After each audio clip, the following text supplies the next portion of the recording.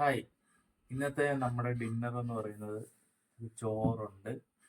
ഇത് നമ്മുടെ വറ്റക്കറി, വറ്റയും മാങ്ങായും കൂടെയുള്ള ഇട്ട് തേങ്ങ അരച്ച് വെച്ച കറിയാണ്. ഇത് നമ്മൾ ഇന്നിട്ട് ചാമ്പങ്ങ അച്ചാർ, ചാമ്പയ്ക്ക. ഇത് നമ്മൾ ചെമ്മീൻ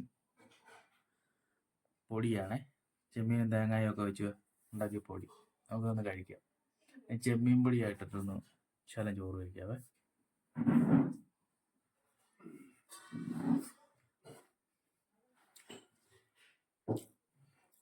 അടിപൊളിയാണ്. ചാമ്പയ്ക്ക ഒന്ന് ടേസ്റ്റ് ചെയ്ത് നോക്കാം.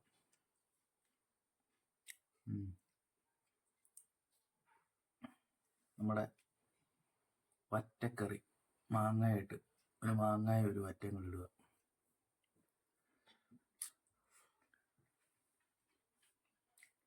അടിപൊളി, സൂപ്പർ ടേസ്റ്റാണ്.